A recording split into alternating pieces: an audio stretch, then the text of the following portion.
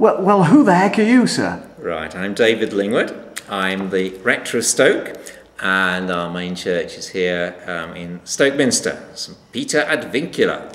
Oh, come on. Rejoices in the wonderful name of. You've got to explain that name to people. What on earth does that mean? Right, St Peter ad Vincula, Latin, St Peter in chains, and comes from the story in the book of Acts where Peter is, the angel releases him from chains and liberates him and sets him free. So that's our dedication. We're one of only, I think, about 8 in England, including the Tower of London. There's the other ones with that dedication to St Peter ad Vincula. So we're quite unique. We're quite unique. How long has there been a place of worship on this site or around this site? Since at least the 7th century. We don't know the exact date, but it certainly goes back there. There's 2 rivers, the Trent and the Fowley Brook, come down here, and we think it probably was a sacred site, and so the first Christians, Chad possibly, would have came here, would have had a wooden preaching cross, they were in a wooden church, and then it developed from there. So it's been continuous worship, Christian worship, for 1400 years. There is the base of a stone Saxon preaching cross just outside, and we've got a stone Saxon font as well. That's incredible. Now then. So I'm pretty old. You look a day over 147. Tell me though, with all of these centuries of Christian presence, is the church relevant to Stoke in the 21st century? Oh, absolutely. I think it's vital, the church and the city in the 21st century. We provide, I'd like to think we provide a spiritual space here, heart of the city, a place of prayer, worship. Prayer goes on here every day, and people come together. So we pray for the city. We are the hub for important services. When the tsunami was here, there was a special service for that, Remembrance Sunday. We have the Christmas Carol service here, which is recorded by Radio Stoke.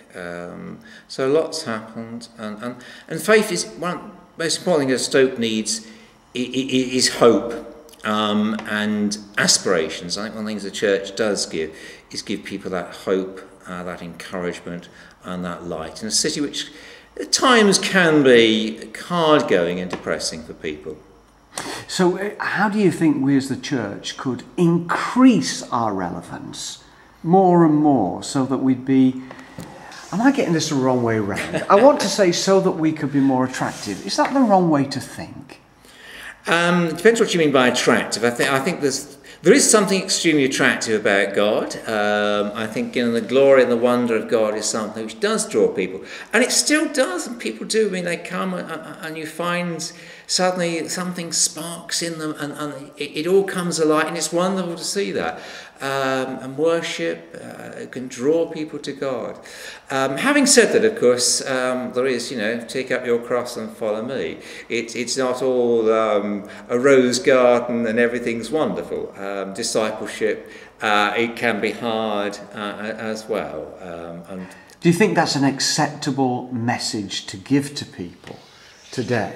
That follow Christ, everything's going to be wonderful, but then again, there is a cross that comes with the crown. Do you think that's the message that the church should still be speaking out today? I think we have to give people a challenge. Actually, a lot of people like a challenge. If you just say, "Oh, so it's easy," just come along. There's no, it doesn't cost you anything. It's there's no commitment. It's all right.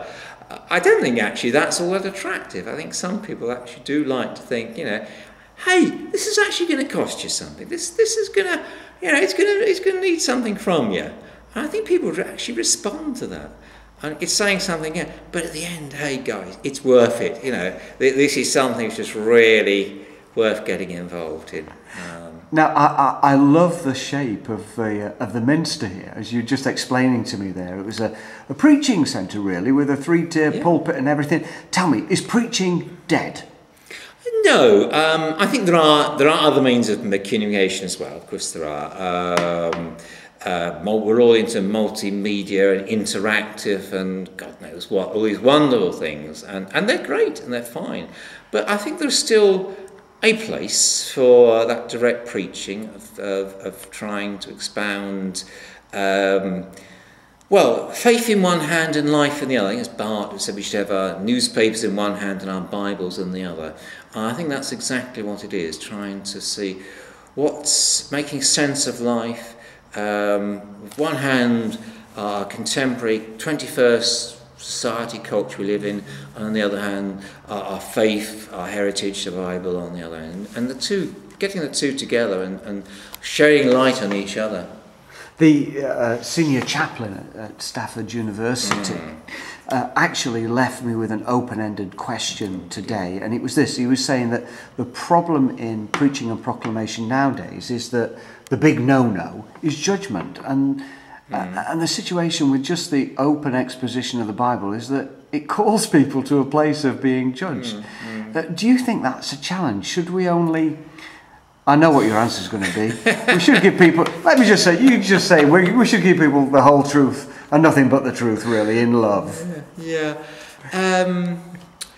Yeah, it's a difficult one. I'm more a carrot person than stick, I have to say. I think it's about encouraging people, looking on the positive, trying to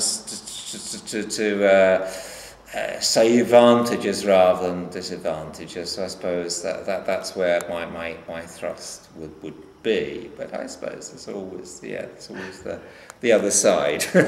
my final question then, Rector. What do you think is the biggest problem with broken Britain? Is it broken? Oh dear, broken. There's a lot of problems, a lot of difficulties. I'm not sure I'd want to use the term broken, but there's certainly a lot of needs. And there's not a simple, I mean, could just say faith, and that's partly, yes, I do believe that, but it's got to be a faith that actually helps people develop and grow. People need to know they're valuable, they are children of God, need to have that sense of worth, they need to have that sense of worth themselves and the sense of others, and I think that's something which only comes from some sort of faith, some sort of knowledge of God. So hope, worth, value, these are things that we need to be communicating. Absolutely, yeah. Sir, thank you very much indeed for this interview, and God bless you. Okay, Rob. Thank you.